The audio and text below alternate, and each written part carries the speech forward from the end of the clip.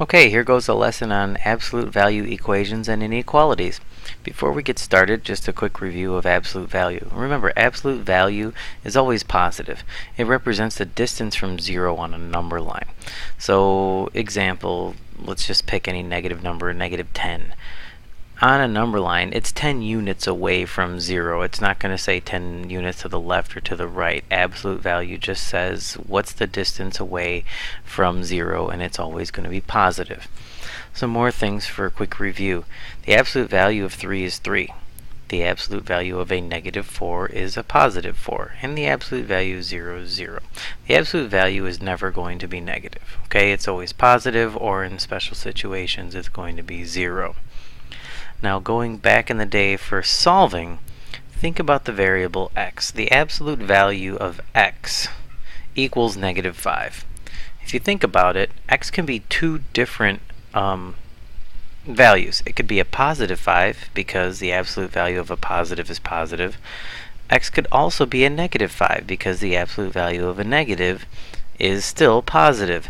So the absolute value of 5 is 5, the absolute value of a negative 5 is 5, so both of those values for x will work.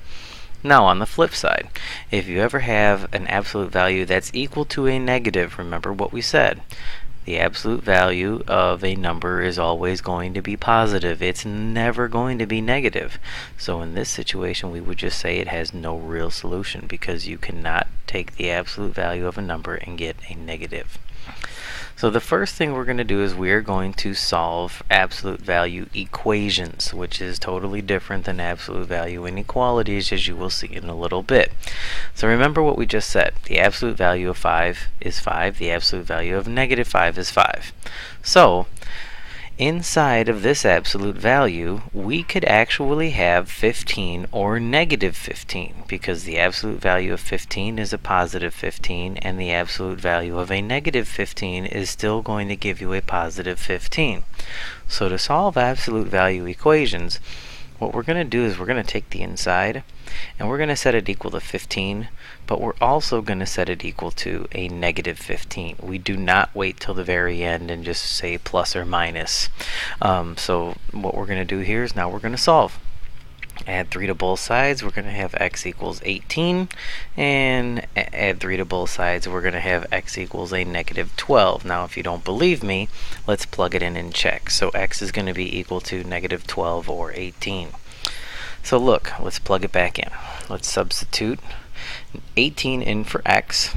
So the absolute value of 18 minus 3 is equal to 15. Is the absolute value of 15 equal to 15? Yes, it is.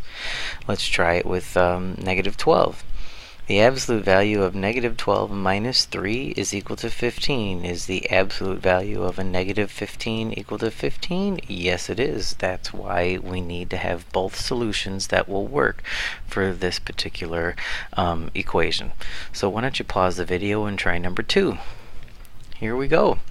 We're just going to take that inside of the absolute value and we're going to set it equal to 9. And we're also going to set it equal to a negative 9. Add 5 to both sides, so 2x is equal to 14, so x is equal to 7. And add 5 to both sides, we'll have 2x is equal to a negative 4, so x is equal to a negative 2. So for this absolute value equation to be true, x can be either a negative 2 or 7. Okay, so that is solving absolute value equations. Now, like I said, absolute value inequalities are different. So let's talk about a few things. How do you know? Well, first of all, it's either going to have a less than or equal to, greater than or equal to for an inequality. Next, we have to decide if it's going to be an and or an or statement because absolute value inequalities are going to be compound. So, how do we know? Well, let's think of it this way. You know that this is a less than symbol. But for absolute value inequalities, let's say as less than. So that way, if you say less than, you will remember that this is an and statement. Now, instead of saying greater, we can say greater. So we remember that this is going to be an or statement. Now, with the lesson the other day about compound inequalities, we had special cases. With absolute value inequalities, that's not really going to happen. So what we are going to need to do is we're just going to have to think about what does your typical AND statement look like. Your typical AND statement looks like the barbell when you're done.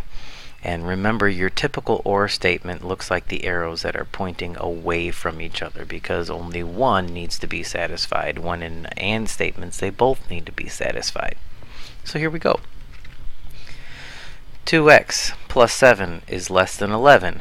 And I know what you're thinking, 2x plus 7 is less than negative 11. But no, in absolute value inequalities, you have to also change the direction of the sign when you are going to set it to the negative value of, what's on the right side, like in this case 11. And now you're going to solve both inequalities. Subtract 7 from both sides. 2x is less than 4, so x is less than 2. And 2x plus 7 is greater than negative 11, so you're going to subtract your 7 from both sides. So 2x is greater than a negative 18, so x is greater than negative 9. Put our negative 9 and our 2 on our number line. X is less than 2, and x is greater than a negative 9. That is exactly what our AND statement is supposed to look like. Remember, AND statements must satisfy both of those criteria. So anything between negative 9 and 2 will work, and that's why we are going to have the barbell on our third tier. So why don't you go ahead and try number 2 on your own. Remember, this is going to be an OR statement because there is a greater or equal to symbol there. So go ahead and try number 2 on your own. When you're ready, press play. Here we go.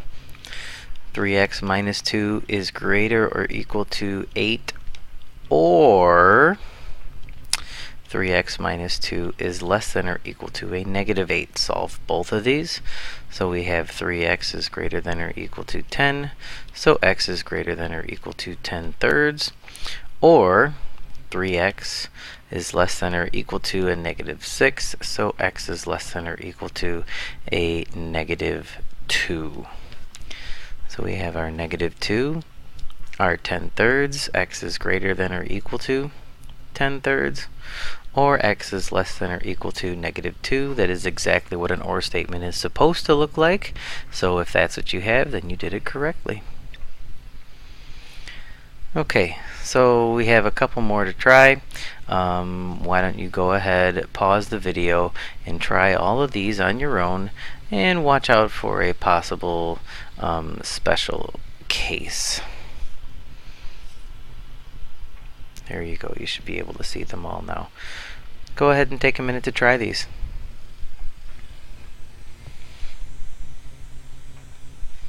So with number 3, we are just going to take our inside, negative x plus 5 is less than 6, and negative x plus 5 is greater than a negative 6.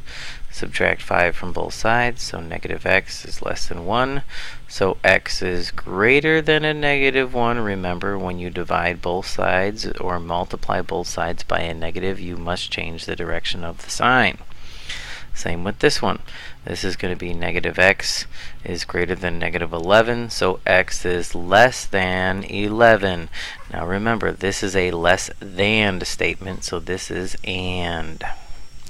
So we have our negative 1, we have our 11, x is greater than negative 1, and x is less than 11, and as you see, we have our typical AND barbell for our final answer. I'm going to pause here for just a second and continue trying these questions. Alright, I'm back. Here we go. For this one, we have negative 3x plus 10 is greater than or equal to 7. Or, since this is a greater statement, negative 3x plus 10 is less than or equal to a negative 7. So, obviously, you're going to subtract 10 from both sides, divide by the negative 3. So x is less than or equal to 1. Remember to change the direction of your side when you divide by the negative. In this situation, we have negative 3x is less than or equal to a negative 17, so x is greater than or equal to a positive 17/3.